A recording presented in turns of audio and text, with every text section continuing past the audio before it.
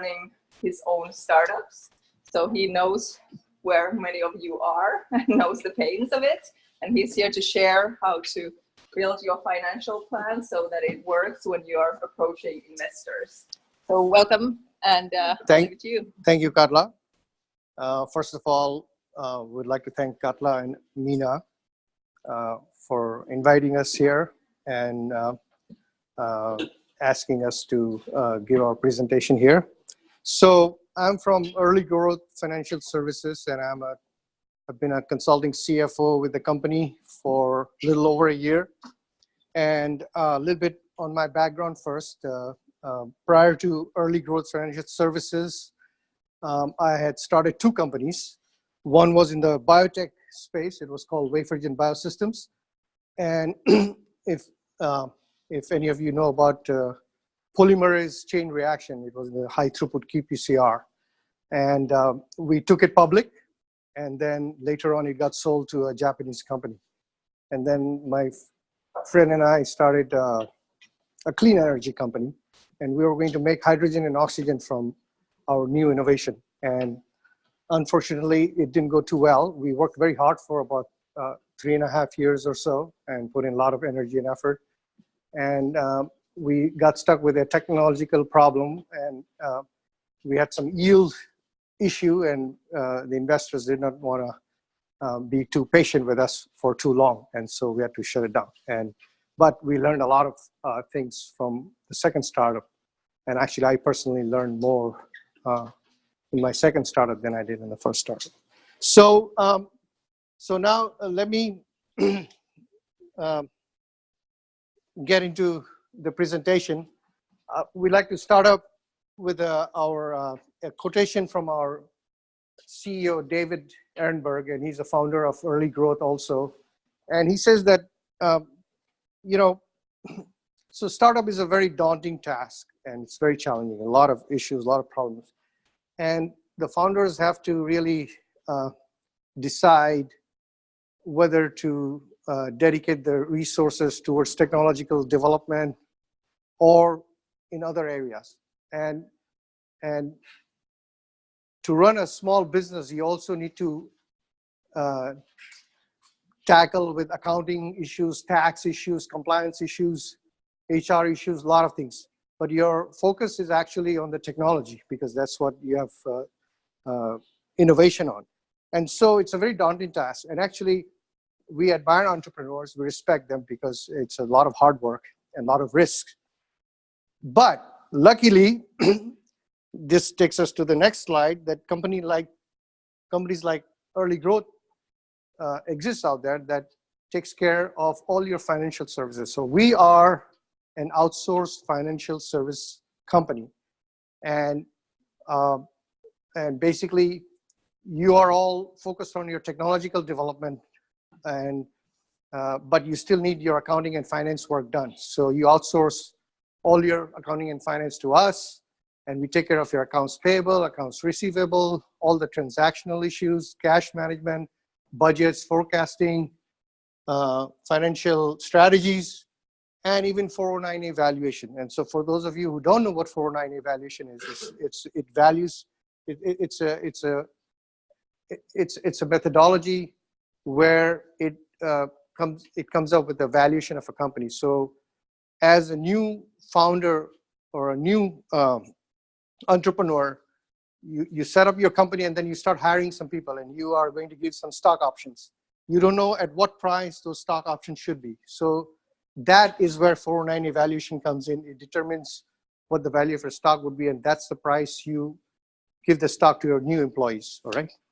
And lastly, so almost all of our clients are venture-backed startup companies, and they're early stage companies, and that's why our name is Early Growth.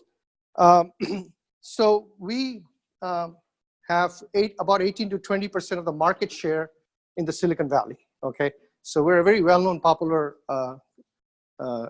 financial services firm, and we have offices in Chicago, Los Angeles, of course, in the Bay Area. We have big presence. We're in New York and Seattle also. Okay. Yes. Do you have to get at the price round for the 409 valuation? Say it again. So it has to be a priced round. Priced round. Yeah. Well, it depends on where you are. You know, we can do it at a very early where you have nothing, or we have moved along further. You know, but as you have moved along further, it gets more solidified. If you're too early, it's a lot of guessing work going on there. Right? So that's what it is. But there are people who are doing that all day long, and they have PhDs in economics and other things, and they know the whole market real well. And so they will take your company, and they will find other companies out there in the marketplace that are public companies or that are startup companies, and they will use those as benchmarks. And then, you know, it's an exercise, it's a methodology, and they arrive at a number. Okay. All right. So here's a book, The Art of the Start 2.0 by Guy Kawasaki. How many of you have heard about this book? I recommend, good, very good. I recommend reading this book. And not only to learn how to raise money or how to run your business, but it's also about a lot of philosophies and psychology. So when you run a startup company, you need a different kind of characteristic and different types of personality, because you're dealing with tough situations almost every day, you know. And it's a character that is more important to persevere and to last longer and to win. Okay, so that's what it is. So what he says, and is a very famous quotation, he says the financial projections is actually about telling a story in numbers. So it's about telling a story about your technology, about economy, about growth, about market focus, about finance strategy, about human resources, about a lot of things. But you have to say that story in a framework of numbers, because at the end of the day, whatever you're doing has to generate some revenue, lots of money, hopefully, and you will have expenses, and then you will have profit or loss. So it's all about numbers. Every step of your journey is actually surrounded by numbers in a way. So it's all about numbers. Okay. All right, let's get started now, actually. So my goal here is not to get into nitty-gritty of the spreadsheets and financial modeling. It's just to give you a mindset of what you should be thinking while you're preparing your financial plan. So first of all, you have a key objective. You know, you and your co-founder have certain objectives. You have come up with a solution to a problem out there, and that's your technology, or you're meeting some unmet needs. So you have a overall objective. Okay, we are going to be a $200 million company or $1 billion company. But then it has to be broken down into smaller objectives with milestones. You know, so first year, when you're really getting started, when you have some seed money, about $800,000 or $1 million, what are we going to achieve with that $1 million? So you set your milestones. So in the first 6 months, we're going to, if you're in the software development business, so we're going to have 1 feature or 2 features done. Okay, and then in the following 6 months, we'll bring in some more engineers, more software developers, and we'll have 2 more features done. So whatever money you have, so by the end of the $1 million, when we burn $1 million, what would we have achieved? So that's the milestone. So everything has to be a milestone-based objectives. Then later on, as you move along, you're going to expand your team. You're going to bring some more people on board, some key leadership. You probably hire VP of marketing, chief marketing officer, a VP of operations, or whatever the business you're in, based on that. And it's really important, and this is a very important item, because a lot of companies from the get-go collapse and fail because the team members are not on one page. So you need to get their buy-in into your objectives. So they also have to do whatever it takes to achieve the objectives that you had, okay? But as an entrepreneur, you also have to be open-minded when they have good suggestions. Things are changing, market conditions are changing, competitions are coming. If they have good suggestions, you better listen to that also. But at the end of the day, you all have to be on the same page to move your train forward, okay? All right, so what resources does each department need to hit that objective? So you will have R&D department, you will have engineering department. If you're a manufacturing business, you have maintenance department, you have shipping and receiving, you have customer service. So all those departments, staffing, you put down what is needed to achieve that objective, and then you put a dollar amount that is associated with that department, okay?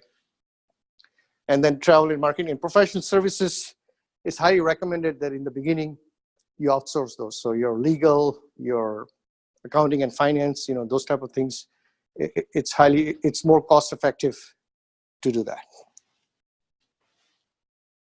Okay, now we're going to get into a very interesting topic, revenue, okay?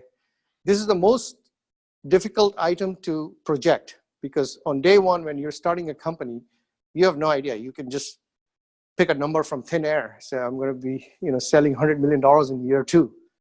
It doesn't work like that, right? So a lot of people would just put some number. If you're already in business, if you're further along the line, you will probably say, okay, last month I had so much revenue, so next month it'll be 5% more, and month over month or year over year, just add 5%, 10%. It's not, well, you can do that, but it's not really the right way, right? So understand, you need to understand the revenue drivers. What is actually driving your revenue? And VCs don't really look at the numbers as much as the assumptions and the drivers, what is driving. For example, hospitals, right? What drives hospital business? Sick people, right? If everybody was healthy in town, hospitals would be empty, right?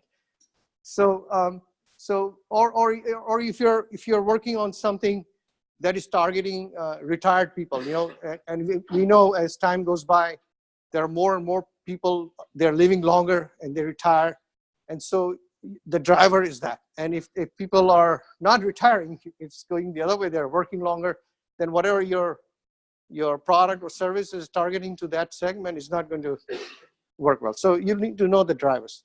And then the other one is a direct sales team. So if you're already in the revenue mode, you know that if I increase my sales team, if I expand it, I will be able to hit more customers. Like, for example, one sales guy is closing 2 deals a month, and so if I have other 10 more salespeople, I can have 20 more deals closed. Okay, so that is internally. The market is out there, customers are out there. It's just a matter of going out there and getting it. You just don't have the resources and capabilities to go out and get there. So that's another way.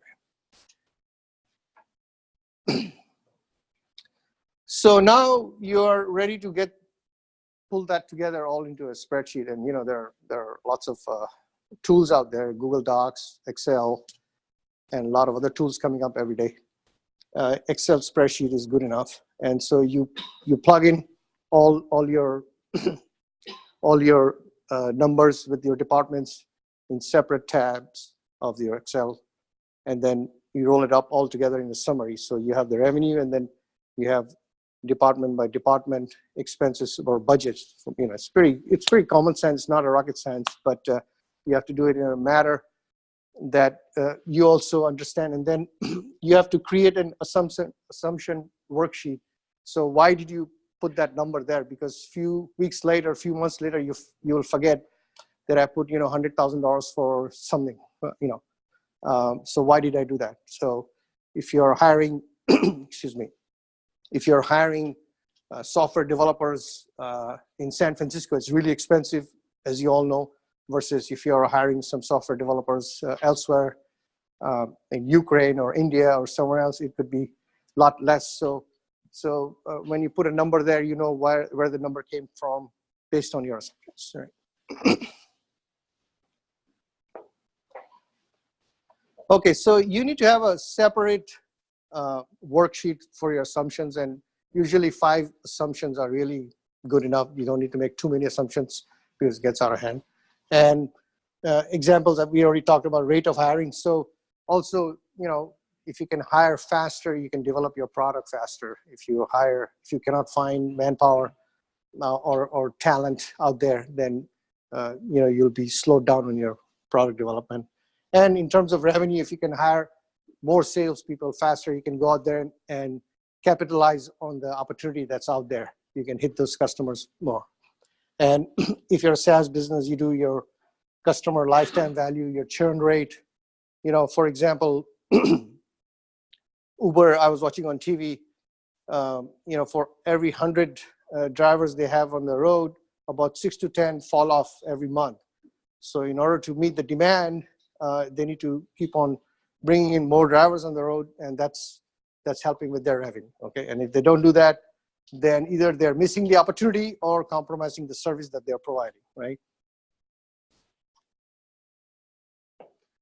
Okay, now you're ready with your budget. Basically, all those numbers that you gathered together based on all the assumptions you made, you put together and you have a financial plan.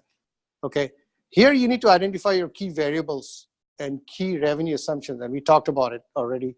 Variables that if you're not able to hire 10 engineers this year, and you were going to make you're going to put 5 features on your software, and instead you are only able to hire 5 engineers, then the number of features would be less, right? So, and then in revenue, basically the salespeople is driving your revenue if you're in the revenue mode. And so you run just different scenarios. And basically you do a forecast for 3 years. Usually nobody wants to see more than 3 years forecast. Excuse me, some throat issue. And some people would go 5, 10 years, it's not really needed. At this point anyway. Okay, fundraising prep, all right? So fundraising is a very tricky business, okay? And when you're raising funds, you're not only raising it to use the money for your operations, but fundraising is also increasing the valuation of your company. Okay, yes, go ahead, please. Can I ask you how much you raised in your 2 companies? Altogether, we raised about $72 million. But we raised some money after going public also. And when we went public, in a few days, we were worth over $100 million. And I was worth a lot of money too myself. But it came down pretty fast too, and that's why I'm here. Otherwise, I'll be sipping margarita in Hawaii somewhere, right? Okay. So, yeah, so what I was saying that you're raising the valuation of your company as well. So in the beginning, you have little money or no money and seed money, and you're trying to develop some prototype, something that works, something that's actionable. And then, then you try to go raise some more money. But now, because you have something, it's at a higher value. And then if the investors put in $5 million or $10 million, then post money, it becomes whatever it was plus $10 million that they brought in, right? And then later on, as you move along, you have some beta customers, or if you have real customers, paying customers, so now you're at a different level. Then when you go raise money, then whatever the valuation was before, it's plus, whatever the market decides, but it's a lot more than what it was before. So fundraising means you're raising the valuation of your company as well, all right?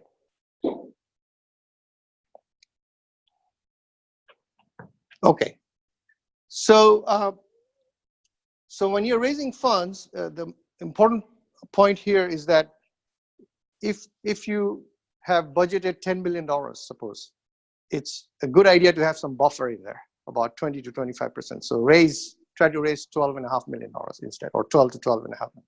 Now it's also very tricky because you may be thinking that if I ask for more money, they will tell me, hey, why are you asking for more money? This is, your budget shows 10 million, you're asking for 12.5 million. And so you have to maybe fudge the numbers all along a little bit more on each line items, Or if on the other hand, if you don't ask for extra money, there are always things in startups that you didn't think of. There are unknown circumstances. There are things that are popping up. Directions are changing. So what do you do then? Then you really, your back is against the wall then. So it's good to have. And when you have extra money, it's helpful to make deals with people, to borrow money also, to do whatever you want to do, to hire people. Even hiring these days, a lot of people, candidates will ask you, how much money do you have? And if you say, I have only $100,000, and he may be scared to come and work for you if he has a job at Google or wherever else, so a big bank balance helps to recruit as well. Okay, then you look at your trade-offs. So you have in your mind that you're going to put 5 features in your software with $10 million raised, and now you end up you go around and you end up raising $6 million. So what can you do with $6 million? So with my 5 features, I said, okay, I can cut the other 2 features, just focus on these 3 features, which are absolutely essential to get into the marketplace, because this is what's solving the problem that's out there. Without this, I cannot. So you have to have minimum. So you do some trade-offs, right? And then, and basically that's what it is. Okay, then you have some time frame and forecasting. So you say, okay, I will finish my 3 features with this $10 million. Then I'll raise more money, and then I will have the other 2 features that I have in the plan. I'll do that later. Okay, and that's always a trade-off. And they will also, investors will always ask you that, what if you don't raise? What if I give you $6 million instead of $10 million? What can you do? Would you want to do it, or you don't want to do it?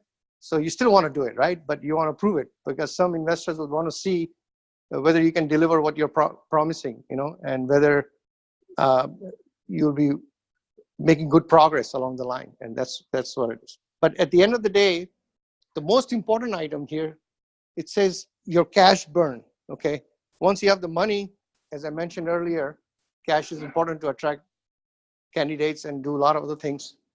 And you have to keep your eyes on cash burn all the time. A smart CEO, entrepreneur always watches his cash every day, first thing in the morning. Now you have an app, you see how much money you have, because after the payroll, there's a big chunk of money coming out, right? And no money is coming in yet. And if you have 3 months worth of runway, 6 months worth of runway, you better be thinking what we need to do now. Should we hit the road now for additional funds, or we should cut down on or are we behind on our targets, on our milestones? So remember, cash is king. If you run out of cash, you probably are going home. Okay, and a lot of companies fail, in the Silicon Valley, and the main reason is they run out of cash. But if you have cash, and you think that, okay, I've got only 3 months worth now, and what should I do? You better start talking to a lot of people and preserve your cash as much as possible. And you can make deals with a lot of people also. For example, you have a landlord, right? And if it's $5,000 rent, you tell him, okay, I'm running short on cash, but I'll pay you all later with a little bit of interest. Or we can give you some shares of our company. Or you make deals with that. You make deals with anybody, whoever, in order to preserve your cash. Cash is gone, you're okay. Another thing is, when you have no cash in the bank and you go to the investors and say, okay, I take 90% of your company, here's the cash, take it or leave it. Do you want to go home, or you want to do this? So that's going to be a bad deal for you also, So you want to make a deal when you are doing well. When you're really, your back is against the wall, you go there, they rip you off in a big way. And that's just the way the deals are made, It's just, in any business, not just this business. Okay, so trend analysis. So if you're an existing business, it's easier to project. It's easier to forecast, because now you've been in the business, you have some, revenue number, some expense number, how things are moving along, and then based on your past history, you can forecast the future. So you're in a better shape. Okay, now we're coming towards the end, and there are two ways of making financial projection: top down and bottom up. And I'll talk about this both here.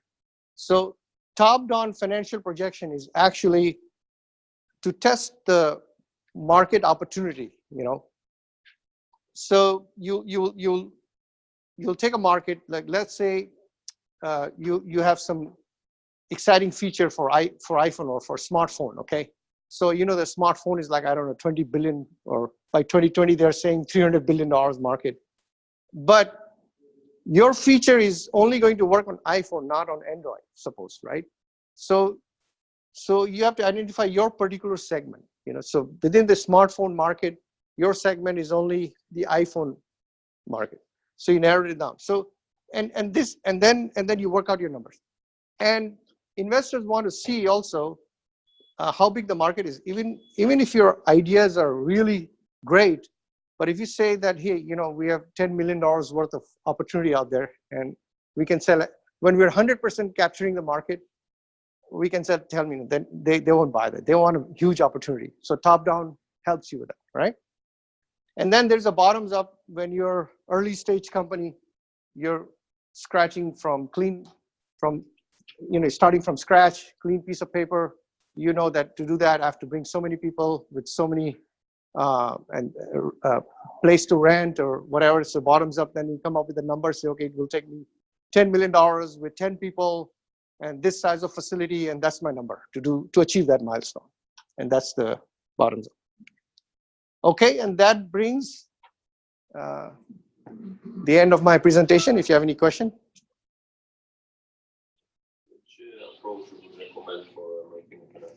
Well, you need to do both because investors first thing want to see, no matter how great your idea is, they want to see how much money they will make, And it's a huge market.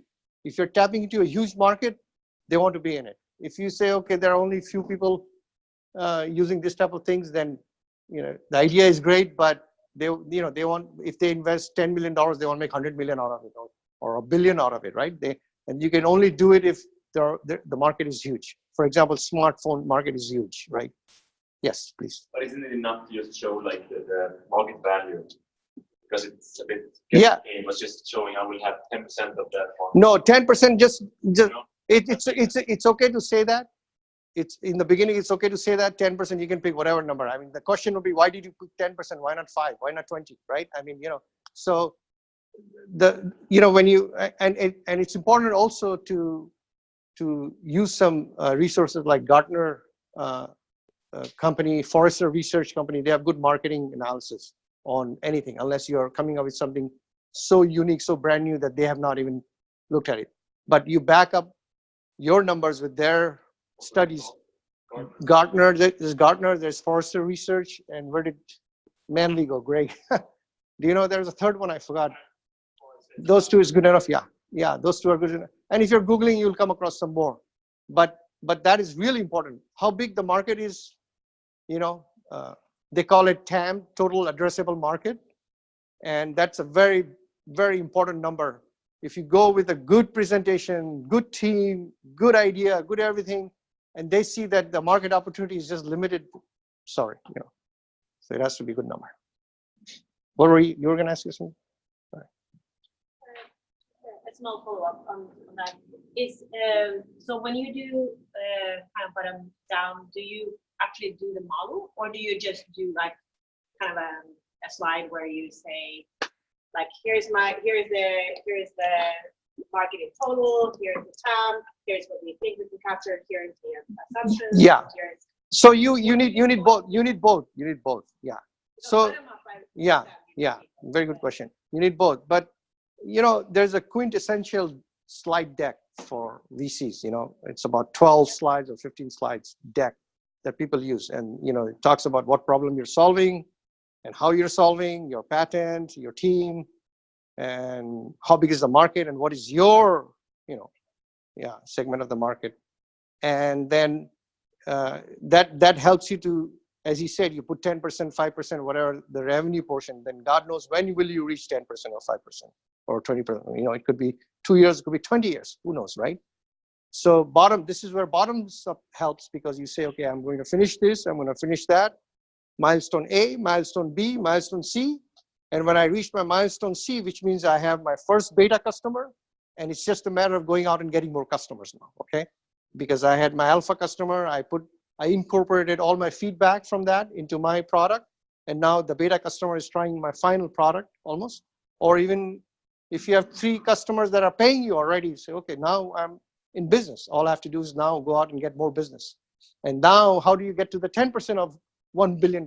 Only time can tell. And there are a lot of factors involved, external and internal. External is macroeconomics, okay? Economy goes up and down, you know. And if it's a bad economy, here's where the cash thing comes again. My point on cash. Let's say you're coming towards the end of the cash, and there's a recession out there. And during recession, you know, investors don't like to invest. They become very tight and conservative. So what do you do at that time? If you had enough cash, you continue to go along with your business. In fact, that's a good opportunity for you to hire a lot of people who will be out there looking for jobs. And then you can find good talent. And that's only because you have enough cash. And if you're towards the end of the cash and nobody's investing, and then that's a difficult position to be in, right? You were asking something? Sorry, somebody else had the hands up. Like, for example, so you do all these financial projections and you follow the best practices, or industry, your particular fields, golden numbers, and all they match up. Like, does that pleases investors, or they're like, not quite sure, and they're like, it looks too good to be true, even though you're like trying to not to play with the numbers, but actually your numbers somehow are realistic, and at the same time they come up in those guiding corridors of those golden numbers. Like, how do they look at it? Well, if you have good backup, then there are a lot of other reasons why they won't invest, not just because of your whatever.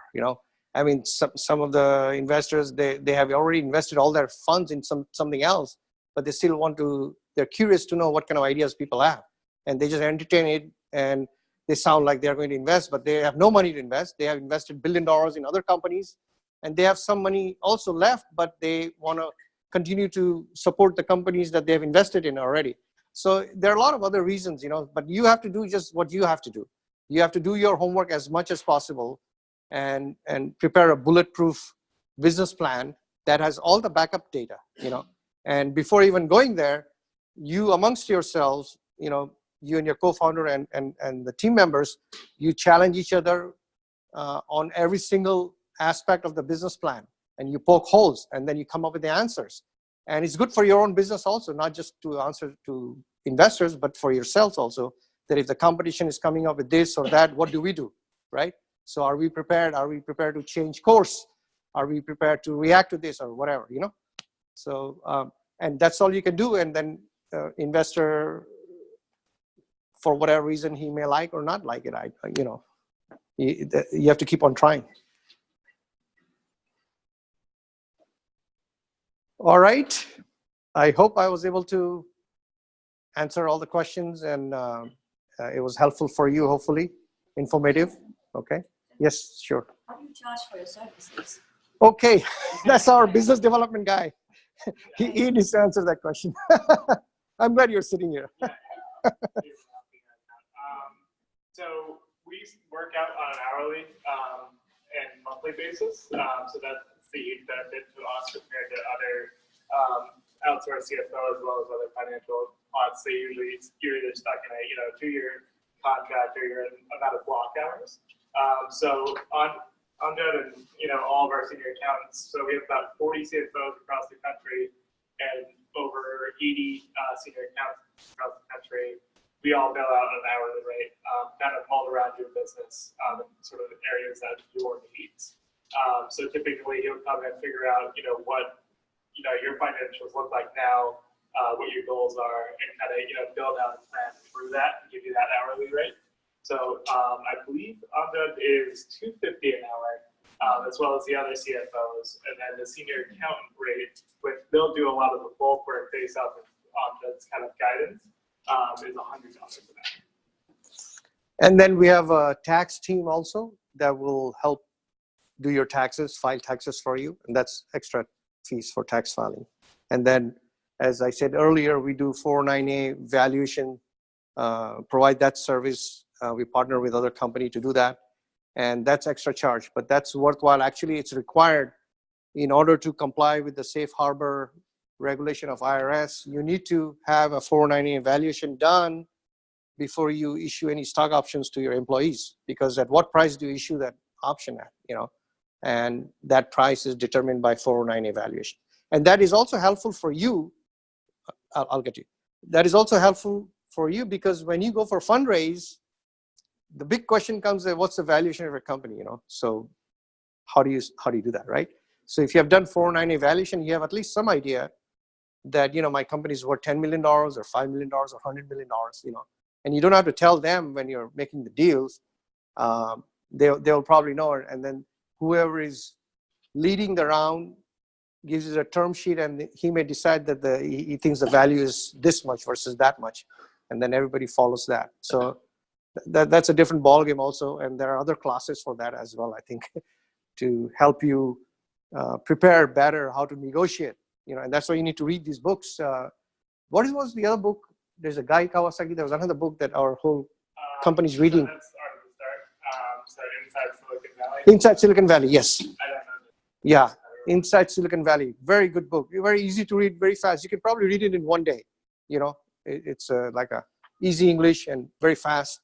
And he talks about his own experience. He was the founder of, I forgot, I read it quite some time ago. And he talks about his own story, how he was going for fundraising and all that, and how people were tricking him or this or that. So you can get some tips out of that. I mean, at the end of the day, you need to raise some funds, get going, get your product developed out in the market. You never know, you could be the next Facebook or Google, who knows, right? So you need to keep pushing. And that's why character comes really first in this game. If you have a solid character and you're never taking no for an answer, then, sorry, go ahead. No, just more technical. Like, do you do the 409A in-house, or do you outsource using Carta or some of the other tools? Well, Carta, by the way, I don't think they do it themselves. People who are keeping track of your cap table are not supposed to do that. So Carta bought, yeah. they offer you, but they get it done with somebody else. No, they bought from teams. Yeah, so we also work with similar types of people, and yeah. So Carta is all right. I mean, they're offering that service, and there are a lot of people offering. That's good. But regardless, whether you do it with us or with them, 409 evaluation is a good thing to do. Yeah. Okay.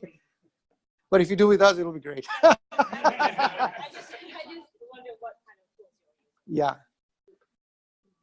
What's your biggest competitive advantage? Why should I pick early financial or early growth financial? Very good. Services? Good question. So you want to answer that, Greg, or I should?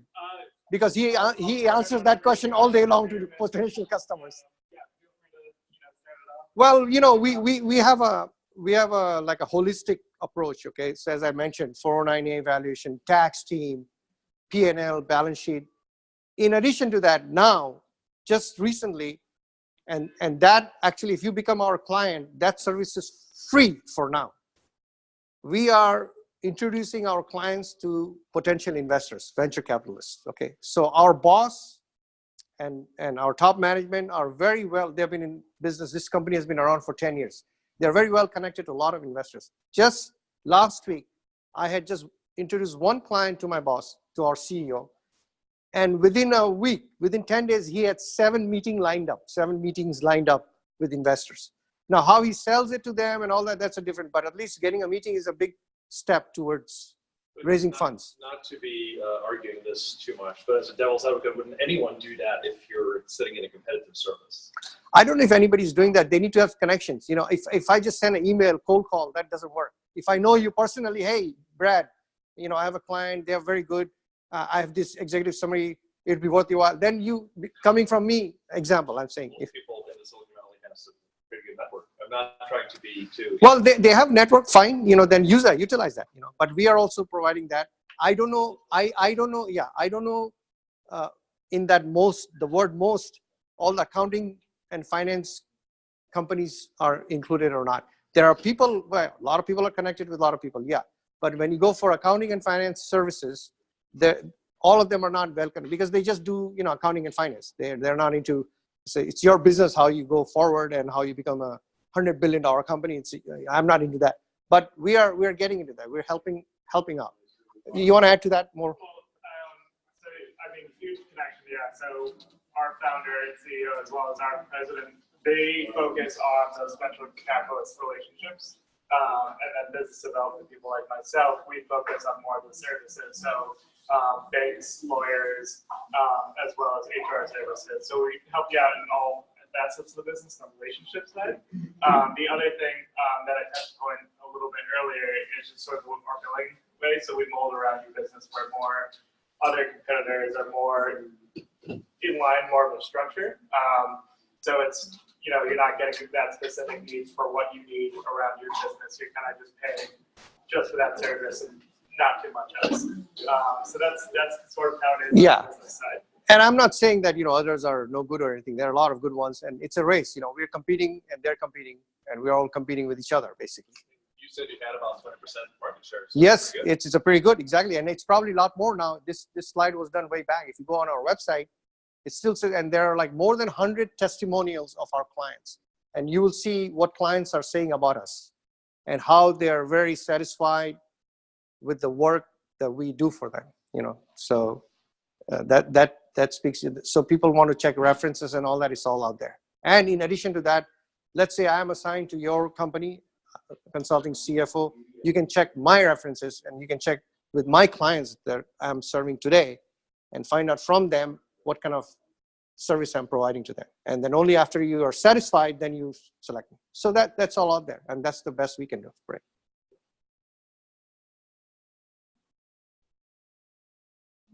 Thank you very much.